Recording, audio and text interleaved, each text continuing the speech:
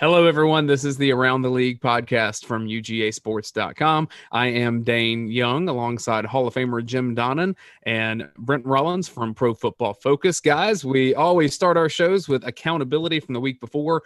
Only 3 SEC games last week, and we all picked them correctly, 3-0. So, Coach, you're back on the winning side of things after a 1-2 the previous week. Yeah, hard to miss that, but I think my pick about Terry Wilson was pretty good too, wasn't it? Yeah, bold predictions were good for you, not for me and Brent. So you said Terry Wilson would have 2 touchdown passes. Terry Wilson had exactly 2 touchdown passes. So good job from the coach. It's like you know a thing or two about football. Well, I mean, I felt like their offense needed to get going. I was really surprised Vanderbilt moved the ball on them like that, but it was an emotional game, as we talked about, with the death of their O-line coach, and it's a hard week for them, but it's good to get back on the winning side for Kentucky. And Vanderbilt, nothing about moral victories, but they played them tough. Brent, you and I are not so fortunate with our bold predictions. And I'll say we're being pretty bold with the predictions we offer each week. And I guess we're not being tepid with them. You said that Arkansas would play Florida tighter than Georgia did. Point differentials, Georgia lost to Florida by 16 points. Arkansas lost by 28. I thought at the beginning of that game, though, that it was going to be tighter than that. I will say this. it was this close to being a very tight game. Like, look at the first drive that Florida had. Now, granted, first drive of the game, but they had, I think it was 12, 13 plays at least, half the quarter. They converted a 3rd and long on a tight window throw. They converted a 4th down run from Trask. Arkansas had a 4th and 1 where they threw a short ball when the deep ball was wide open down the sideline. So there was a few little 3rd, 4th down plays early in the first half of that game that where if they go a different way, they go Arkansas's way, it's a completely different game. But Florida obviously took advantage. They made the plays, and then they just put the foot on the gas and finished them. Yeah, I mean, I think it's the theme of college football is that can you score with your opponent, and against a team like Florida, that becomes difficult if you're not able to stop them at some point. And my prediction came from the same game. I said that Arkansas would win the turnover margin by 2, but still lose the game. Got the second part of that right, but the turnover margin was tied. It was 1 each. So my bold prediction is not as good as our picks. Total standings in the picks, I am 18-6 for the SEC season. Brent is 17-7. And Coach, you're 15-9, but redemption is always a week away. That's what some coaches have always told me. Hey, and we got 6 games this week. That's what I'm talking about. We're not picking them all, but we do have 6 games. It was really hard to pick a marquee game, so we're just going to kind of touch each one of them. And what I want to start with is 2 teams, I think, heading in the opposite directions. Let's start with Tennessee and Auburn. The Volunteers really trying to find some momentum, especially on the offensive side of the ball. But, Coach, every time we've seen Auburn recently, it looks like that they're beginning to gain the confidence that you can kind of see with Gus Malzahn teams, at least in his tenure. Yeah, I mean, you just don't want to have fool's gold here. I mean, with the teams that they beat, you got to keep in mind that they lost to South Carolina too, and got exploited by Georgia in their secondary. Now everybody's talking about their secondary is so good, but I think the big thing with Auburn is how they're going to handle, kind of like Florida with the 2 weeks off, how they're going to handle coming back. And, from the standpoint of a Tennessee team, it's been off a week 2 and had a chance to really look in the mirror and see what they got to do offensively. I mean, probably going to make some kind of quarterback change, but you never know. But both these teams are, Dr. Jekyll, as far as I'm concerned, Mr. Hyde the next week. So, but the last time they played down there, Jeremy Pruitt was in Gus's head. They just did a great job defensively against them. But they're running a little bit different offense now under Chad Morris. And Chad's come out and said he knows the players now. After 9 months, he knows them. So he's going to that makes the difference for him. I mean, I thought that was pretty unbelievable to make that statement. But what have they been doing all these last 9 months? But I'm glad he's got to know them, and we'll see what happens. That's my favorite Auburn statement since Gus Malzahn before the Arkansas game said that the difference in Arkansas this year is that they're a well-coached team. And I'm like, well, their old head coach is right beside you, Gus. Standing right beside you. Brent, if you're Tennessee, what do you do? If I make you Jim Chaney, how are you trying to gain some yards? Because with that offensive line, it just seems like it should be easier. Well, they're in such a predicament because from a seasonal standpoint, they thought they'd be, on a much more positive train. And it's you're playing with a quarterback who's, fifth-year senior, and it hasn't really given you any of the production that you thought you might get from that position. So their starting quarterback is, again, much like South Carolina's was last week, or is starting at quarterback for Tennessee this week. And it could be one of three names. Who knows in terms of, and they haven't really announced that yet. And obviously in this game, you look at who do you trust at quarterback more? You trust Bo Nix more than you trust whoever Tennessee puts at quarterback. But the biggest thing for me with this game is how interesting and this game will be interesting because of the layoff that Coach talked about, but how interesting would Auburn be right now? Yes, they haven't sort of dominated their opponents and they've struggled in victory. But if they were 5-1 right now and they had not been beaten by South Carolina, you look at the next 2 weeks, or they go to Tennessee, or if they get this victory against Tennessee, 6-1 going into against Bama, and then Texas A&M right after that, they could be very interesting and sort of feeling good about themselves and say, hey, we can make a playoff run kind of thing. But one little slip up early in the year kind of changed that dynamic for them. But can they keep that positive momentum that they got? Can look like the completely different quarterback like he looked against LSU, which obviously we've seen quarterbacks look a little better against LSU than they have against other competition. So which quarterback plays better? Which quarterback plays for Tennessee? Do they actually take care of the football? That'll, I think, be the ultimate determining factor in this game. Yeah, around Athens, we've been talking about the value of playing the last few games. There's a small minority portion of the fan base that doesn't see value in playing more, which is kind of ridiculous. I think in all of our minds, Bo Nix is a guy in particular that can use these last few games for Auburn and whatever bowl season is there to really springboard what could be a potentially special year next season for Auburn. If you start looking at the talent they have, you're probably losing Seth Williams, but you still have Tank Bigsby, who's going to be one of the best running backs in the nation. An offensive line that's gelling more. I just think Auburn really needs to establish whatever culture it's going to have going into the offseason and beyond. So these games are very important for the Tigers in particular. I mentioned Athens. Let's go ahead and move to Georgia. Mississippi State coming to Athens. It's going to be a slim roster, which I think is really a theme in the SEC for a few different teams for the Mississippi State Bulldogs. Also, likely seeing some different quarterback play from Georgia. Coach, we talked about it on UGA Sports Live on Tuesday that Georgia needs to play some football games, and this is quite the opportunity to kind of figure out Georgia's identity offensively. Yeah, I mean, you look at how long they've been practicing every team in the country since July 13th, really. I mean, when they could do, supervised stuff, and played 6 games here, and it's November 20th. I mean, 19th, 20th. So it's just any way you look at it, it's just you got to take the situation and make the best of it. And from Georgia's standpoint, everybody wants them to be better than they actually are right now. And, the reality is, hopefully with all the younger players they're developing, they'll really be there. But at the same time, you got a lot to play for. You got to play these last 4 games, and you get a lot of reps with your younger players every time you practice. But you got to keep them, hungry, and keep them from getting COVID and do all these things. So we'll see. Quarterback-wise, looks like we're going to finally see Daniels, and everybody hopes that he's the man. I trust Kirby and Monken, and feel like that he isn't the man, or he would have been playing right now. So maybe he'll develop now, and we'll see what happens. So good luck to him. Brent, you and I did a lot of preview and film review from JT Daniels' time at USC. What do you know about him? What have you seen on tape and in your data? And then how do you think that fits into what Todd Monken wants to do? Well, the arm strength is unquestionable. He has a live absolute. There's a reason he was a 5-star, top 5 type recruit because of the arm strength. But obviously, in his year and time frame that they was at USC, he turned the ball over, had more turnover-worthy plays that we at Pro Football Focus track had as many as anybody in the country. I think it was 3rd most in the FBS during his time frame that he was there. So it's ability versus actual execution. I'm just excited to see it just as much as anything, just because we've seen what Stetson's done. We've seen what DeJuan's done. It's not provided consistent enough offensive perspective. So as much as anything, you want to see it. And when you think about college football as a whole, and really any level of football, youth football, the NFL, all of it, we see so many videos on Twitter of breaking down little tiny tidbits of technique and plays and play design.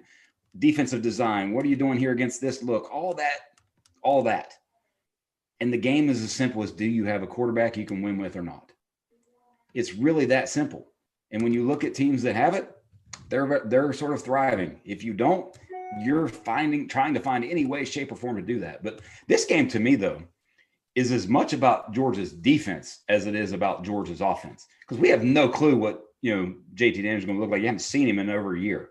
But Georgia's defense, when you look at what because of Mississippi State's propensity to throw the ball, they only have 65 rushing attempts the entire season. So they have 7 guys. They have 7 guys with at least 27 targets. Georgia has 2. So they're going to chuck it all game long. And I just want to see how Georgia defends it, because Coach has talked about this on previous podcasts with how teams are rushing 3, dropping 8. And when you look at what's interesting about that is, that sort of narrative, I went and looked into the data. So in terms of Mississippi State's offensive line performance, they're actually pretty solid when teams, they're really young on the offensive line. They've struggled there overall. They're really solid when teams just rush 3. They're middle of the pack in terms of pass blocking efficiency and grade when teams just rush 3 and drop 8. But their quarterbacks have 10 interceptions in those situations. But when teams rush 4 or more, so when teams bring defensive line, when teams bring blitz, they're getting a pressure almost 50% of snaps. But the quarterbacks only have 4 interceptions in those situations. So what does Georgia do defensively? Do they rush 3, drop 8, play sort of conservatively, eyes on QB, let all the because there's going to be a lot of mesh routes, a lot of air raid principles within obviously it's Mike Leach's offense? Or do they be more aggressive, consistently bring 4 like they normally do, 4 or 5, and try to just create havoc through pressure? That, to me, is going to be the most fascinating piece of this game. Coach, what would you do? Yeah, I think the prescription that I've seen, everybody that's beaten them, and going back to Washington over the last 6 years, is the best thing is just keep the ball in front of you, make them execute, and not give them any big plays. It's tempting to pressure them, but they throw a myriad of plays behind the line, a lot of picks, a lot of bubble screens and all that, and make you tackle in space. I can see Georgia using 5 and 6 defensive backs and just make these guys out execute us. But, I guess that's a good stat on the pressure. But you look at the teams that really have baffled them all year: Arkansas, Kentucky, goes on, even Vanderbilt. They got 17 points early, but got no yardage rushing. But I think Kirby and Lanning will come up with something. But, we're traditionally not a team that drops a lot, but I could see us doing it against these guys. And you got to win the game. And, the offense is going to play against the defense. It takes a lot of chances. Their defense runs a lot of stunts, plays a lot of man coverage. So hopefully we'll have our George Pickens back that can help everybody else. But it's going to be an interesting game just because Georgia hasn't played in a couple of weeks and neither has State. And I think a lot of the attention is going to be on JT Daniels and Georgia's passing game. I think what you're going to see, especially with Nathan Pickering opting out for Mississippi State, their defensive line is thin. Almost too thin to play, to be quite honest. And I think Georgia would be silly not to use its offensive line and Zamir White and some of their running attack and just run right at Mississippi State and see what happens with that. I think, yeah, sure, Daniels will have some passing opportunities, maybe Stetson if he ends up playing. But I think Georgia runs the ball, and I think they do it very effectively. Yeah, I agree with that. We need to, our identity right now is not like what Brent referred to, outscoring people. At this point, the next 4 teams we play, we ought to be able to defend and, play within ourselves. And, at the same time, if it presents itself, open up and hit some of those big plays. We did have a coaching change in the SEC since our last show, and that's our next game to feature. That's Missouri and South Carolina. Will Muschamp out for the Gamecocks. Mike Bobo now the interim head coach for South Carolina. Also of note, Connor Shaw, the former quarterback for South Carolina. He was in an off-the-field kind of player development role. He now gets pulled on the field interim basis, and a guy that I've met a couple times and really like. So I'm glad to get that opportunity for Connor Shaw, because no one bleeds South Carolina like he does. And, when South Carolina was rocking, he was at the center of it. Let's go to Brent with this one. Ole Miss, Missouri and South Carolina. Again, two rosters that I think are decimated after so many Gamecocks on defense opted out this week. Yeah, and I think the theme of this game is a word I saw used when I was looking at who is actually available to play, specifically for both teams, is moonlighting. Because when you look at Missouri's roster and some of the things they talk about, and then South Carolina's now with losing, the two cornerbacks, the two starting corners opting out, which, by the way, you gave up 50-something points last week to Ole Miss, and those two guys played. So, that's not a good thing for South Carolina. But I saw, wide receivers are taking, that are lower on the depth chart are getting some reps at cornerback. Offensive linemen lower on the depth chart getting reps on the defensive line. So a lot of moonlighting involved with each roster. Missouri hasn't played in almost 3 weeks. I saw where it's this will be the biggest span between games for them since 9/11, since right around 9/11. So almost 20 years since they've gone this long between games. So it's one of those where who's available, who plays well, and it's much like we talked about earlier with Tennessee and Auburn. I actually kind of feel better about Missouri's quarterback situation than I do South Carolina's in this game. Yeah, the thing is going to be South Carolina has been able to run the ball pretty effectively. Missouri's pretty good against the run. And morale, how's the morale at South Carolina? You lose your leader. Some kids decide to opt out, which that's their prerogative. They've lost 5 games. They got 3 left. And both these guys got really good chances going pro. So, but morale's a big key here. Mike Bobo knows how to handle adversity. He had a major injury in college himself. He came back and had a great career playing for me. And he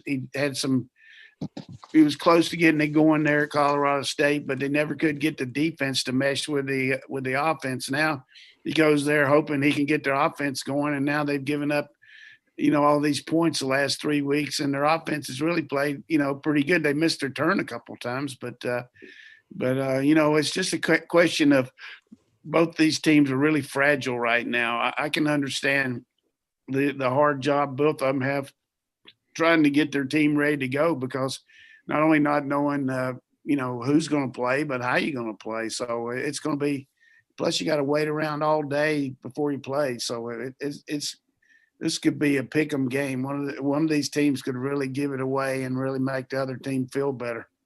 I will say, in watching South Carolina, it's a bit of an artifact when you look out and see a fullback out there quite often for Mike Bobo's offense, which I quite enjoy seeing. I know it's a piece of the game that is going away in some ways, but South Carolina's running attack, Brent, has been really effective. Very much so. Harris, absolutely dominated Ole Miss, which a lot of people have, but still completely there. And I think he's now in the top 15 in the nation in terms of grade. But the opt-out thing is very interesting. And I think one of the things about it, and I think you're going to see more of it over the next week or two, is I think if the season started normally, like in terms of, we started late August, early September as we normally would have, I don't think you would see the opt-outs like you are now. Because we're getting that, we're so much further into the calendar, and the draft is, closer and closer, and that window to prepare for the draft is smaller now. I think that'll be as much as the reason that people opt out as much as anything, to focus on that. And obviously the situation in South Carolina is a little different, but the calendar has affected that as much as anything. But yes, South Carolina with Harris, Fenwick, Shi Smith making plays, had the great one-handed catch against Ole Miss. So, they have a chance, but can they get consistent quarterback play? A good point on the calendar, I think, because this would be the last week of the regular season in most seasons. And now we're looking at 3 to 4 weeks, depending on how it shakes out. We'll just have to see. Let's move on to Kentucky and Alabama. Obviously, the Crimson Tide with hopes of an SEC and a national championship in their future. Coach, can Kentucky play keep away enough? Because I can't imagine they're going to be trying to do anything quickly. I think they'll use as much clock as they possibly can. Yeah, they got the recipe with their offense if they can handle the front of Alabama. Alabama hadn't shown me the defensive that we thought maybe they'd have this year. So, they've had a lot of situations where they're not 3 and out. Their team doesn't do that a lot, but they've improved the last couple games for sure. But Kentucky's recipe's got to be keep it away from them.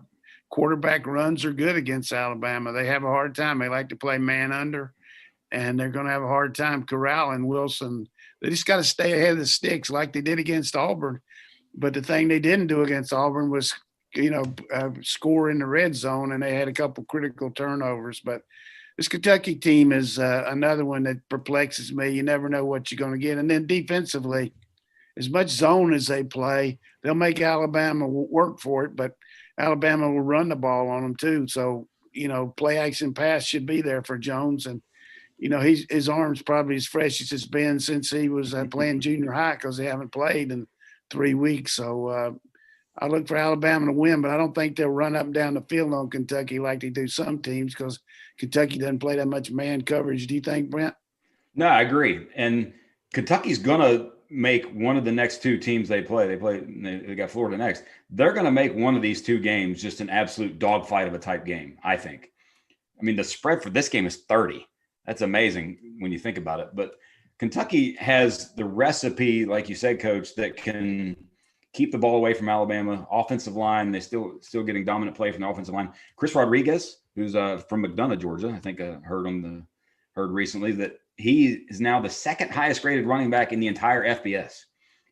Last week he averaged over 8 yards after contact per attempt. He's right at almost 5 yards or a little over 4 yards in terms of after contact per attempt.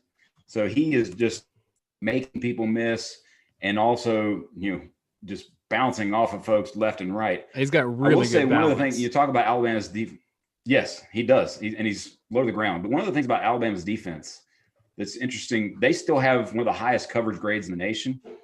And it's one of the things that they've done since Minkah Fitzpatrick left. He was really the last. But since Minkah Fitzpatrick left, there's the star position in the Saban defense. And it's one thing that they've done differently that from Georgia and Kirby Smart and Dane Lanning have done is they've taken that true nickel slot corner and made it more of a cornerback as opposed to someone who is a 200 to 205 pound, can play physical play in the run game. They've made it more of the 6 foot, 180 pound, go play and go cover people all the time. And Malachi Moore, true freshman, has played 410 snaps, one of the highest graded true freshmen in the nation, and in that slot corner role has really helped their defense because they still have the traditional outside guys that can cover. They have Surtain still, and they've done that over these years. But truly evolving into the, sort of knowing the passing game and evolving the slot corner position is where Alabama's sort of stepped it up defensively over the years.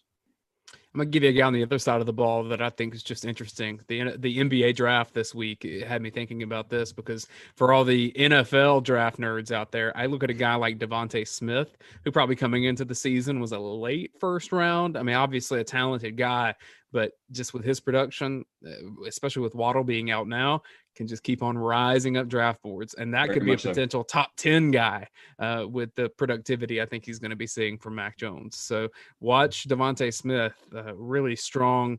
I really don't know how you cover him if he runs the right route and if it's an accurate throw. Are you teasing your bold prediction there? My bold prediction does come from this game. Okay. But it's actually not that. It's going to be maybe a backhanded compliment to Kentucky. I don't know. We'll have to see on that. Let's move on to LSU and Arkansas, a couple teams that, historically, this is one of those games that it doesn't matter what the record is. These two teams just play really tough and competitive. But, Coach, I look at LSU's quarterback situation, and it's a pretty bleak deal with Miles Brennan still being injured. They have TJ Finley. They have Max Johnson, neither of which the last time we saw LSU looked like anything that you could write home about.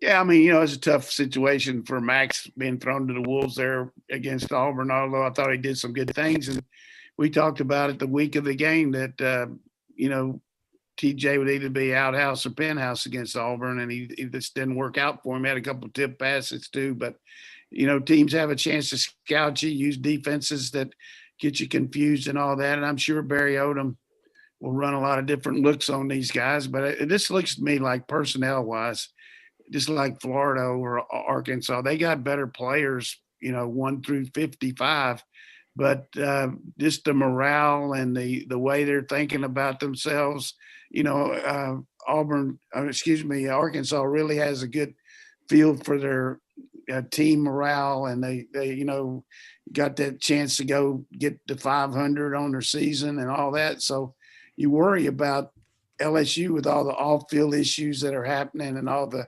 allegations, who's the quarterback going to be, all that stuff. But the people that picked these games had LSU as an underdog, and now they got them as a favorite. So a lot of people must be betting on LSU. Well, Brent, one thing that's confusing to me about LSU is that some of the same linebackers that played some solid football for the Tigers in somewhat reserve roles, I understand, but like some of the same players that for Dave Aranda were part of a national championship team on defense just seems so confused on defense right now. And I don't know if that's the coaching change or if it's just lack of buy-in. Their defensive woes at LSU, maybe some of the worst in the league, just confuse me. Very much. Very much so. And I think a lot of it is just youth.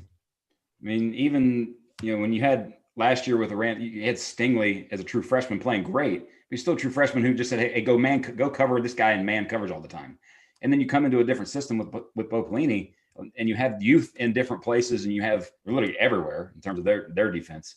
It makes changes for things. I will say with this game, Coach, I think, said it best in terms of identity. Arkansas really knows who they are. And that, as much as anything, I think will, granted the betting line has sort of favored in LSU's way, and maybe you just have a, rally the troops, everybody's against us kind of feel for the Tigers this week. But I think Arkansas just knows who they are. They're playing at home again. And, we'll have some fans who will be there and be loud and be very sort of proud of what they're seeing, I think. And the quarterback plays a big difference. And I think what you're gonna get from Arkansas right now as opposed to LSU. Don't discount the element of fun when it comes to this. When I watch Arkansas, that's a team that looks like it's having fun. And maybe It's because the expectations were so much lower. I don't know the reasons. But when you watch LSU, it does seem like it can be a bit of a slog sometimes. And again, the defense just is playing at a level that most any offense can score points on them. Typically is the case against Vanderbilt as well. And frankly, guys, I don't have that much analysis for Florida and Vanderbilt. I just don't see this being a very competitive football game. Coach, any hope for Vanderbilt, even though they scored a decent amount of points on Kentucky? Vandy played them good in the past. They've had some pretty good games against Florida. Actually, we're ahead of them, and Florida had to come back in the second half. But right now, Florida is just on a different level, throwing the ball, catching it, and very confident. And, their defense made some stops the other night and did what they had to do. So, but this is a big mismatch unless Florida turns it over. But, they're due to have some drops or some bad passes. I mean, this guy's on fire as good as anybody I've ever seen on the run he's had as far as completion percentage. And, it'd be hard for Vanderbilt to be competitive, I think. Brent, is Kyle Trask the Heisman favorite right now? He's up there. He's very much up there. And he's playing, like Coach said, he's playing at a level that we just haven't seen. Well, we saw it last year with Joe Burrow, but in terms of position at Florida, you haven't seen it in a few years. So, what is it, 6 straight games, I think, is his streak right now of at least 4 touchdown passes. That's one that's interesting for me this week. This week. But yes, this is a total mismatch. There's a reason there's a 31-point spread in this game. We can move on to bold predictions because I think yours comes from this game, right, Brent? Yes, and I think because of the mismatch, what's interesting about this, I think his streak ends this week. I think he gets 3. He gets 3, and they get a couple rushing, and they're up, really, really big, and you see a lot of Emory Jones.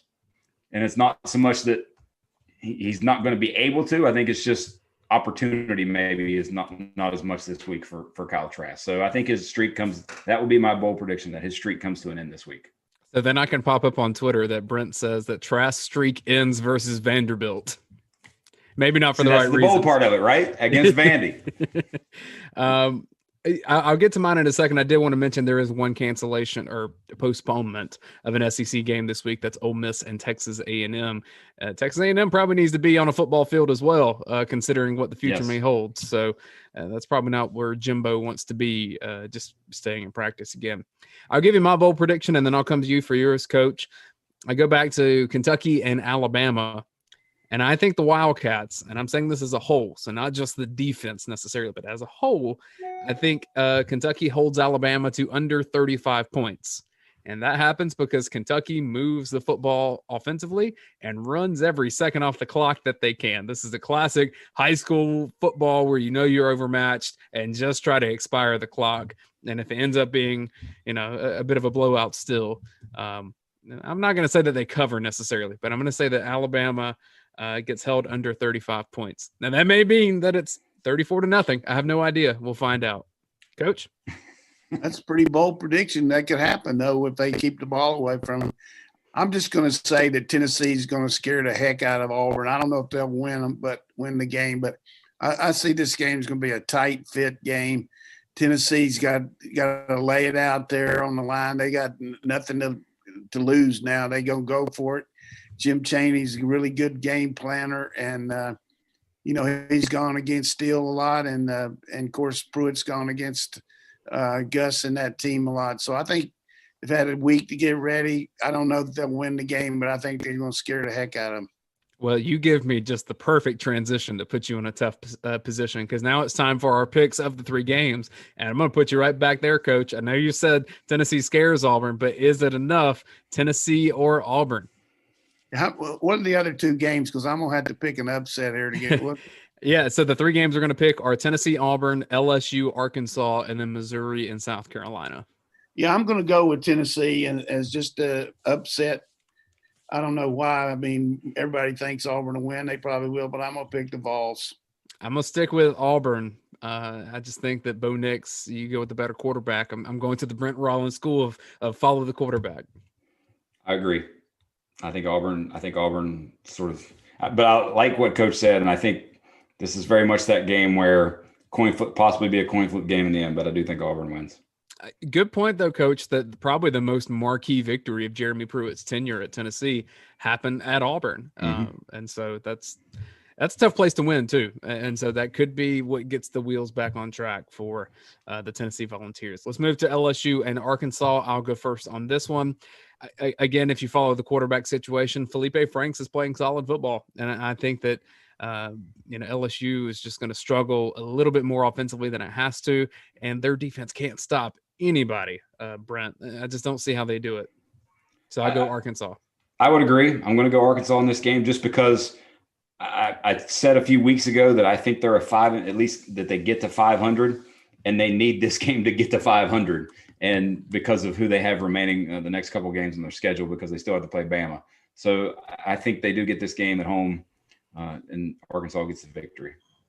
Coach? I'm going to go with the Jimmies and Joes instead of the X's and O's. I think that LSU's got more players, and they're going to have some one-on-one situations they can take advantage of, and hopefully they play a little more zone on defense. But I'm pulling for Arkansas. I want Arkansas to win for Coach Pittman and that team, but I'm going with LSU. Coach Pittman will be back for this game, yes? I think so. Yeah. He should be. I had not seen that for sure, but I hope he is, because I know he didn't enjoy watching from his pool house. I know that's for sure. Yeah, he probably wouldn't have let Kendall Browse run that trick play on 4th and 1. Maybe just try to get the first down. I mean, hey, it would work good if it had hit it, but that's what happens. It's either outhouse or penthouse when you run a 4th and 1, and he picked the wrong guy to throw to. But I'm a lot more for traditional in a game like that. If you're going to go for it, just make the first down. Don't try to win the game on it. Don't you agree with that, Brent? And that was a big play in that game. It was turning point because shortly thereafter, Florida scores again, and the game kind of just got out of whack. Brent, I'm going to stick with you on the final pick, Missouri and South Carolina. I don't know if this is Jimmy's and Joe's or X's and O's, or if it's just taking off your socks and shoes and counting how many players can be on the field. If you can play a football game with 106 players, They may test it. Flip a coin. That's Missouri's favored. Yeah, I'm going to go with Missouri. I really, there's no feel, there's no vibe, there's no there. Let's go Missouri. Coach? I'm going with Mike Bobo. I feel like their offense will keep the ball away from Missouri, and they'll find a way to get a couple stops there. I'm pulling hard for Mike to get the victory there, but I'm probably wrong. So you go ahead and pick Missouri, and then that one of us will be 3-0, and the other one will be 0-3. That's for sure. That's exactly what I'm doing. So me and Brent have all the same picks, and Coach, you're opposite on all of them. So either Coach is going to tie for the lead, or this is going to be a wrap. So this is a bit of a Hail Mary from Coach Donnan. Yeah, this week I'm going with the underdog. But the thing is, underdog at home at least. I think you could be right on all of those because 100%. Other than Alabama and Florida's passing game, I think everything else in the conference can change every week. Flip coins. And Georgia's, when Georgia's healthy on defense, I do think that's a bit of a step up, among other things. Well, guys, I'm just glad that we've had another week of college football to talk about because, it does seem perilous at some stages. And hopefully, by the time we've finished recording this and people listen to it, there aren't more cancellations. But, we'll see what happens from here. A lot of these players need some football games to play. And Brent, any final thoughts? No, that's the biggest thing. You want to see games played. I think there's been 400 and something FBS games this year. Hey, we didn't know we were going to get any. We got that many. Let's keep getting as many as we can. We love football. We love watching it. We love breaking it down. Let's keep having as much of it as we can. Remind you that you can hear from me and Rodney Nabulsi and Coach Donnan on our UGA Sports Watch Along show that will start about 7:25 Saturday night. If you want to hear live commentary from us and have Coach Donnan tell you what's going to happen before it happens in Georgia and Mississippi State.